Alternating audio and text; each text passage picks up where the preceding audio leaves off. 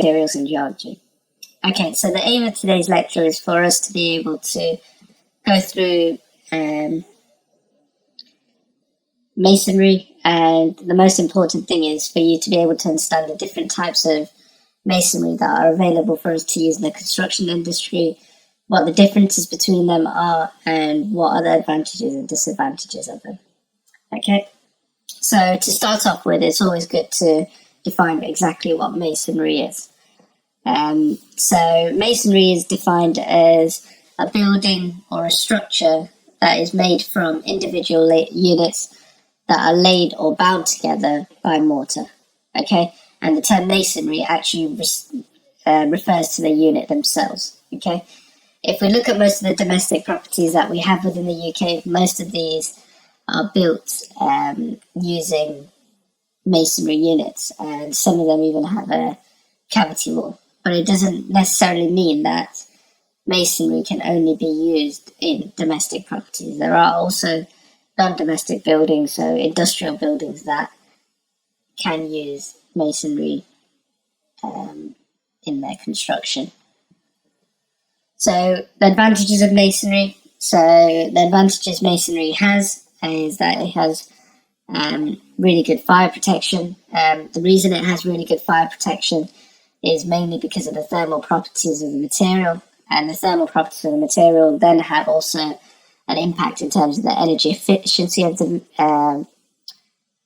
structure itself, and as well as having good fire protection and energy efficiency, it of course has good structural durability. Otherwise we wouldn't be able to construct with these materials. And also, as it is mainly used for domestic properties, it also has a really good sound control, so there's a lot less acoustic vibration that passes through that material, therefore providing a quieter environment for the people within the building itself. So we've talked about the changes in construction when we talked about, or when we went through the lecture on thermal properties. So when we went through that lecture, the thing that we were focusing on mainly there was the U value, how we calculate it, what the importance is, and one of the things that we've looked at is the way domestic construction has changed has a big impact on the energy efficiency of that building, because the U value has dramatically decreased. Okay, so pre-1918, we used to simply use a single layer brick wall to construct our domestic properties. We then moved on to brick wall, cavity, and early blockwork within the inner leaf. We then moved on to having a cavity wall. We still had bricks on the outer layer of the construction, but on the inner layer, we started moving to aerated blocks. And nowadays, our wall construction that we have usually consists of brick and blockwork with insulation in between. One thing to remember, like I said before, is that masonry doesn't always need to just be used for domestic properties. It can also be used for non-domestic properties, okay? One of the things with masonries is because they don't provide the same strength properties as other materials such as steel or concrete might do. There's a limit to the height that we can build with these materials.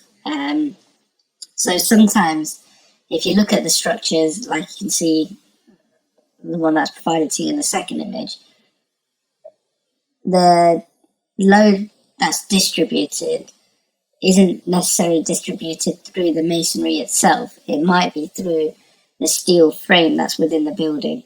Okay, so the steel frame deals with all the loads, while the masonry is there for the envelope of the building and to provide a good facade. So the different types of masonry that are available, and the different ones that we're going to talk about today, are as follows. So one thing to remember is whenever we're designing with Masonry. Eurocode 6 is the standard that we need to go to, which will provide us with all the calculations and requirements that are needed. Okay, so the different types of masonry units we're going to talk about today are clay masonry units, calcium silicate masonry units, aggregate concrete masonry units, autoclaved aerated concrete masonry units, and finally manufactured stone masonry units. Okay.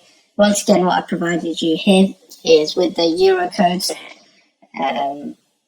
that each of the forms of masonry fall into, and with regards to the specification of each of the masonry units, all the information can be provided within the Eurocodes that are given there. But before we talk about masonry, remember, we couldn't build with masonry unless we had mortar, okay? So when we think about mortar is, let's go back to concrete. So we know that when we mix cement and mortar together, we have cement paste. When we mix cement, water, fine aggregate, and coarse aggregate, we have concrete. But when we only mix cement, water, and fine aggregate, which is your sand, that's what we determine as mortar, okay? When it comes to mortar itself, it needs to have certain strength and durability property to be able to deal with the loads that are being applied, and also to be able to resist environmental conditions such as frost damage. And also, the key thing within mortar is for it to have flexibility, so that if there's any structural movements that occur, it's accommodated by microcracking within the mortar rather than within the masonry unit itself. The main reason for that is because it's much more easier for us to be able to repair the mortar by repointing it, rather than for us to be able to take out the masonry units and then replace them. Okay, and the advantage mortar has is because it comes in a sort of plastic, in a viscous form before it hardens, and we're able to lay it in such a way where if we had to have a structure with some sort of irregular shapes, we're able to do that with the masonry units that we have. Okay, and when it comes to mortar, the way it's defined is simply by its compressive strength. So whenever we look at the classification of mortar, it's classified by its compressive strength. So mortar will be specified as M2, M4, M6, or M12. All that simply refers to is mortar, which has a 2 megapascal strength, mortar, which has a 4 megapascal strength, 6 megapascal strength, and a 12 megapascal strength. Okay? And what you can also see within this table is, in order for us to get the strength that's required, it tells us the ratio of the different materials that we should use within the mortar design. Okay? So, the first masonry unit we're going to talk about today. Okay, so the first masonry unit that we're going to be talking about are clay bricks. So, clay bricks are what they say they are in terms of the material used to produce these bricks are clay. There's many different types of clay that you can get, and depending on the different types of clay that you get, they give you particular characteristics, okay, in terms of its strength, in terms of its durability, but more importantly, when it comes to clay bricks, it's the colour of the bricks themselves, okay? The way clay bricks are produced are pretty straightforward, in the sense that you have your mould, you place the clay within the mould, and then you heat it up to between 900 to 1200 degrees C, in which the vitrification process takes place. Okay, so the vitrification process is basically the point at which the silica in the clay turns to a glassy phase. So you go from a soft moldable material to a hard solid material. Okay, so the process of vitrification will turn the clay into a crystalline structure. Therefore, the import temperature, the burning temperature of these clay bricks is importantly is extremely important, okay? Because if the temperature is not high enough, then the bond between the clay particles will be poor, therefore the brick will be weak, and if it's too high, the brick is simply going to melt or slump, okay? So when it comes to these clay bricks, one thing that you notice is that they're never one completely solid material, which we'll go into in a second. And when it comes to clay bricks, there's 4 different properties that need to be checked before it's suitable for an application. The 4 different things that need to be checked are its appearance, the strength of the clay brick, and then the 2 properties of efflorescence and frost resistance. Okay, so the first thing we're going to be talking about strength. As I started to talk about, when we talk about, or when we look at the bricks that we use within the industry, one thing that you notice is they're not a completely solid material. Okay, so clay bricks come in many shapes and sizes. The indents or the holes that we get within the clay bricks are referred to as frogs. Okay, the reason that we have them within the clay brick is because they assist in forming a strong bond between the bricks through the mortar itself. They reduce the effective thickness of the brick and hence the firing time. And also, if you reduce the material content, you're going to reduce the cost and the weight of that individual material. Okay.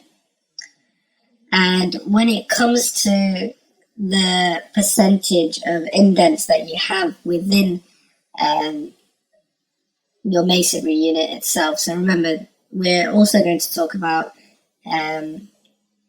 concrete bricks, we're going to talk about calcium silicate bricks, we're going to talk about aerated blocks and so on. So depending on the volume of holes that you have, as a percentage of the gross volume that you have within your masonry unit itself, it is then split off into different groups. So you have group 1, group 2, group 3 and group 4. Within the UK, most of the bricks that we use will either fall in group 1 or group 2 category. Okay, it is important for us to know this because when we look at it in a little while, when we're trying to calculate the strength properties, the percentage of voids within the concrete brick is obviously going to have an impact on the strength property, because the more volume of holes that you have, the greater role that mortar is going to play in the overall strength of the wall that you're constructing. Okay. So when it comes to the strength of clay bricks, bricks are known for their high compressive strength, but their compressive strength will depending on the raw material, so the type of clay that you use, the manufacturing process, and of course the shape and size. And when we test the bricks, we test them as though they're actually going to be used on site. So what I mean by that is any of the voids or any of the frogs that we have within the bricks are actually filled with mortar. And what we do is we'll test a minimum of 10 randomly selected bricks from that batch, and then we will come up with an average strength property for that brick. Okay. So the next thing that clay bricks, or the next property that need to be checked of clay bricks before we use them, is the appearance of the clay bricks. Okay, so when it comes to clay bricks, the way they differ from concrete bricks, for example, is that the color of the clay bricks doesn't actually come from us adding pigments to it or painting them. The color of the brick actually comes from the type of clay itself. Okay, so the typical color, typical red brick color that we see comes from the iron oxide. The white bricks that you've got here, they've not been painted white. They're simply using chalky clays. If you look at a lot around the university, you'll notice that we've got a lot of yellow bricks. These are made from brick earth and chalk from Kent and Essex. And then you have your Staffordshire blue engineering bricks. Okay, the blue color comes from the iron compounds within the clay itself. And when it comes to these bricks, one of the key things is that for a facing brick, you need to make sure that the color is all very similar. And the simple test that they do to measure this is you stand back 3 meters and you look at the bricks to ensure that they have a consistency within the color. Okay. The next two things we're going to talk about are related to the appearance and the deterioration of the clay bricks itself. Okay. The first thing is efflorescence. Okay. So efflorescence occurs basically when there's moisture movement that's occurring within your masonry wall. Okay. Due to the moisture movement, the salt is brought to the surface, and then as the water is evaporated, you get the salt that is deposited, and what you end up with is, and as you can see in the image there, a white texture to the brick wall. Okay. Remember, when it comes to these salts can come from the groundwater or any surrounding conditions, but they also do come from the bricks itself. Okay. And when it comes to the problem is mainly visual in terms of the efflorescence itself. Over time, the efflorescence could disappear as the salt is washed out. However, the biggest problem with efflorescence is it's telling you that there is movement of moisture within your wall, which is going to have detrimental effects on other things, such as it could cause or enhance freeze-thaw damage. It could cause damp within the structure itself. And like I said before, the source of the salt may be external, but is usually internal. Okay, so depending on where you're going to use that brick within the structure and what it's going to be exposed to, there is something which I'll show you later. When it comes to how bricks are specified, they are specified depending on their natural salt content. Okay. One thing to note is that if you do notice a white finish on a concrete wall, or the same sort of effect on a concrete wall, in a concrete wall it's occurring because the lime is coming to the surface and the water is evaporating, and the white material you get is not salts, which you get in bricks, but it's actually lime. Okay. And for example, if mortar is not sulfate resisting, we've talked about sulfate resisting before, it may be attacked by sulfates from efflorescence from the brick. So remember, although efflorescence is not bad, what it's telling you is that there's moisture movement, which can lead to other detrimental things. Okay? And the way to avoid it is pretty simple. You've got to make sure you control the passage of moisture through masonry. One of the things we talked about last week or a couple of weeks ago when we were looking at the transport of fluids within materials was the permeability of materials. So one thing you can do to try and avoid this occurring is by having a low permeable mortar, for example. Of course, making sure that you've got a correct damp-proof course or a waterproof membrane that's been installed, and using the correct type of grout. So the correct type of mortar or paste that is needed. And so this is how the final thing that clay bricks are sort of specified to us upon is based upon frost resistance. Okay, we've gone through freeze-thaw resistance so much, so you all know what this is by now, and this is how the bricks are classified to us. Okay, remember I told you efflorescence is going to occur mainly because of the salt that's already present within the clay brick itself. Okay, and when we look at the clay brick, these are the salts that can be present within the brick, and this is the category. Okay, so SO means that there's no requirement, and S1 and S2 show the percentage of salts that can be found within that. Okay, and when it comes to freeze-thaw resistance, this is how freeze-thaw resistance is classified to us. Okay, FO means it has really poor resistance to freeze-thaw, damage, while F2, while F2 says it has a really good resistance to freeze thaw damage. Okay, and the way bricks can be classified are based on its freeze thaw properties and based on its soluble salt content. Okay, so these will show. This shows that it has poor freeze thaw resistance and an S1 soluble salt content, while this one shows that it has extremely good freeze thaw resistance, while S2 soluble salt content. Okay, so that's enough of clay bricks for now. The next thing we're going to talk about is calcium silicate bricks. Okay, so roughly about 1% of the bricks in the UK are made from this material. And so calcium silicate bricks are made by mixing quicklime or hydrated lime with silica sand with enough water to allow the mixture to be molded. Okay, so remember, if we look at quicklime and silica sand, it's using the exact same chemical reaction that occurs within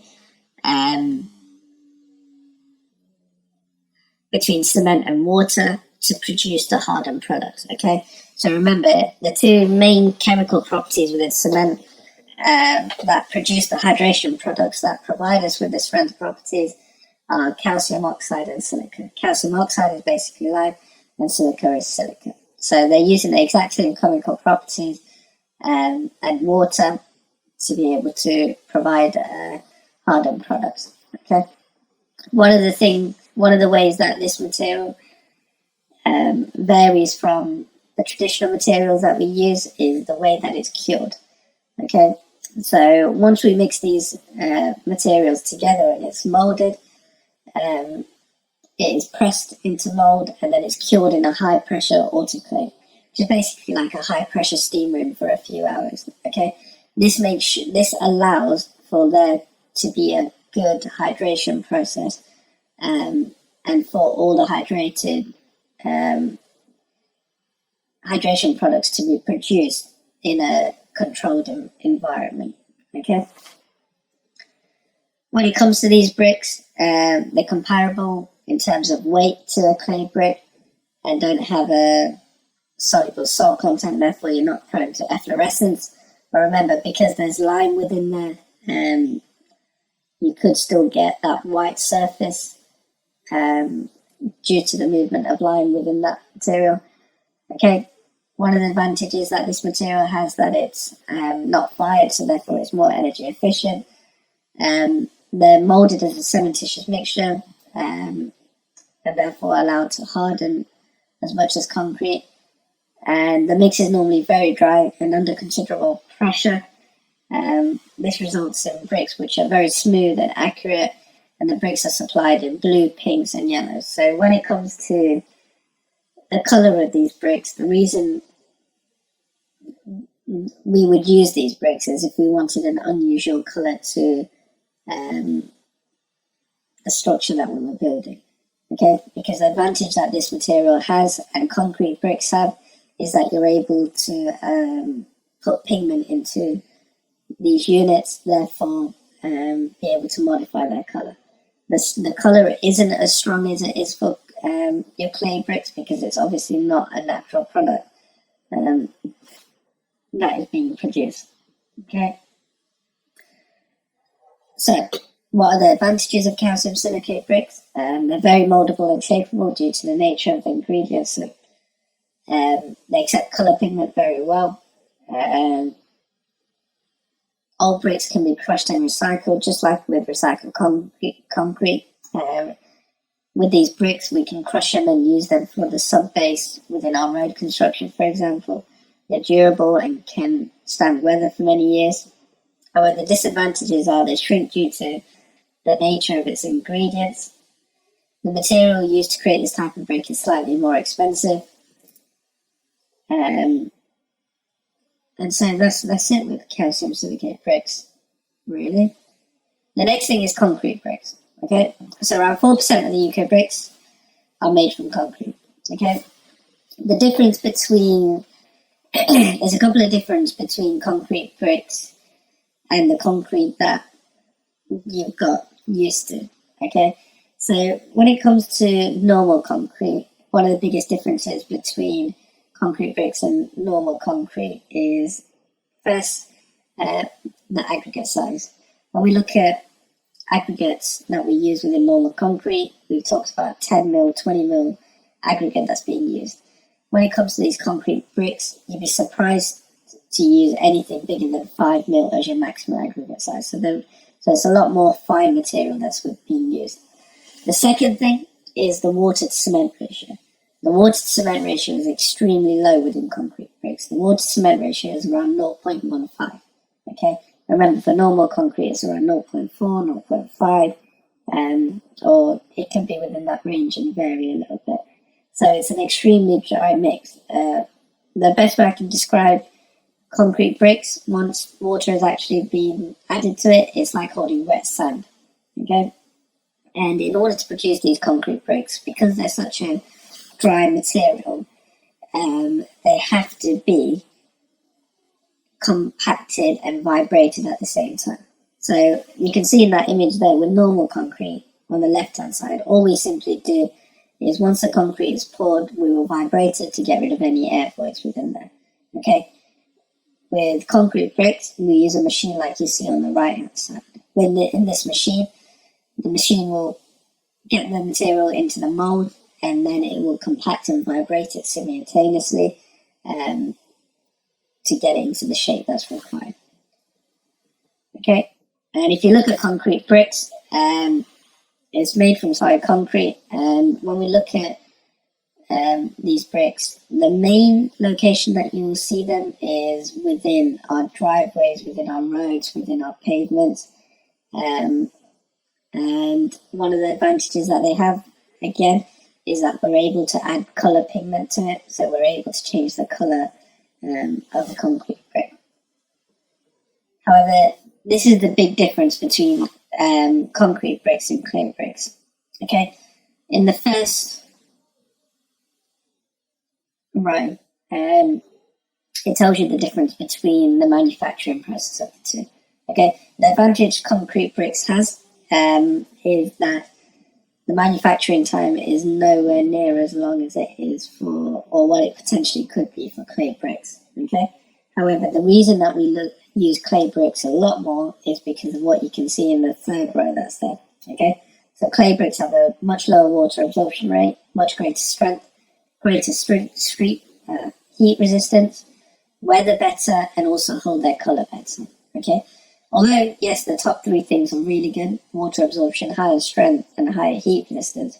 The other two, the final two that I mentioned there, are critically as important for the consumer as well. Because what we don't want is our building to fade over a 10, 15-year period. We still want that same impact in terms of the colour as the day it was built. And the best way to look at it is if you have a look at driveways which have been constructed and pigment has been added to it, if you look at it after a number of years, you notice that colour has faded. While if you look at the walls, so the clay bricks that are used to construct these domestic walls, you notice that they're able to hold their colour a lot more better. Okay. The next thing we're going to talk about is aerated blocks. Okay. So aerated blocks are the thing that have completely changed the energy efficiency of our domestic properties. Okay. When it comes to these domestic blocks, they're usually used on the inner leaf of our building. Okay, so the external leaf will be our brick wall, then we'll have our insulation, and our internal leaf will be our aerated block or our breeze block. Okay, when it comes to these aerated blocks, so they were first produced in 1923, and the aerated blocks are the lightest of the family of the concrete blocks. Okay, so lightweight concrete block. And based on the volume, these blocks have around 25% less embodied energy than other concrete blocks. When it comes to embodied energy, you'll understand a lot more by what it is when I put up the sustainability lecture for you guys. Okay, and the main reason that it's improved the energy efficiency of our structures is because of its thermal conductivity value. Okay, remember, the lower the thermal conductivity value is, the greater that material is as an insulating material. Okay, so the lower the rate at which heat is going to move through that material itself. So when it comes to aerated blocks, they're made with the same material that you use to produce concrete. So we have cement, sand, I've got OPC there again, cement, sand, aggregate and water. So OPC, so your cement is mixed with sand and water to form a slurry, and then heated before being mixed with cement lime and a small amount of aluminium sulfate powder. Okay, so aluminium sulfate powder is the key thing in producing these aerated blocks, because what happens is the aluminium reacts with the lime that's within the cement, it forms bubbles of hydrogen, and the mixture expands to call it a cake. Okay, and then as the concrete sets, the hydrogen is diffused and replaced by air, so therefore you end up with all these air pockets within the material. Okay, and when it comes to the curing of these as well, they're also cured in a high pressure autoclave or high pressure steam cured high pressure steam room to be able to develop its strength properties. However, when it comes to concrete masonry units and aerated block, this is the big difference between the two. Okay, the first thing that you notice is they can both be used on internal and outer leaf cavities of the wall. However, when it comes to aerated blocks, there's a limit to the height at which we can build with these aerated blocks.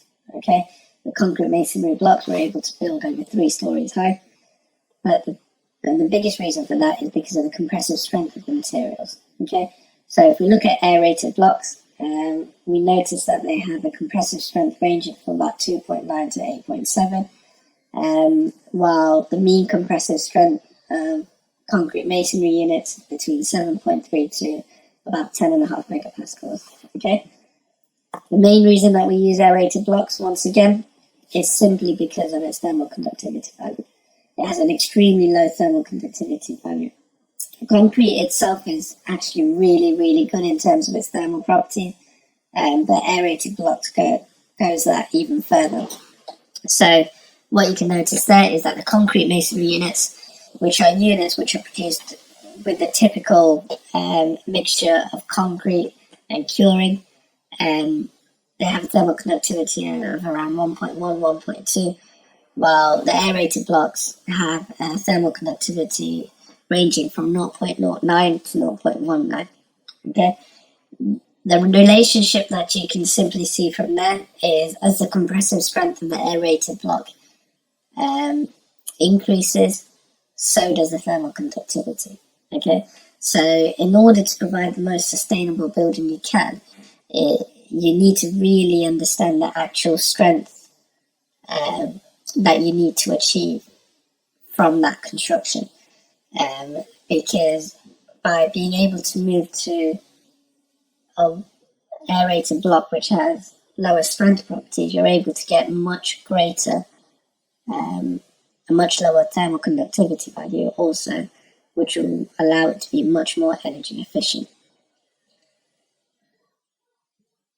One thing that you have to also remember is when it comes to these masonry units, because we do use them to be able to build structures which are not just domestic structures, so therefore they will need to have some sort of shear resistance. We can also have steel reinforced masonry units. Okay, this is when we have voids within the masonry unit. So an example that you can see there is a concrete block where we're able to put steel reinforcement and then infill it with fresh concrete to be able to provide us with that sheer rigidity that we need within the structure. Okay, the advantage that this type of construction has when you're looking at low-story construction is as you can see in red there, okay? One of the biggest things is when it comes to this reinforced masonry, you don't require any sort of formwork because you're able to stack the masonry units, and that acts as your formwork where you can then place your steel and then infill it with concrete. And so therefore there's a lot less cost that's involved compared to the normal reinforced concrete construction. And it's much more easier to construct and less likely for things to go wrong.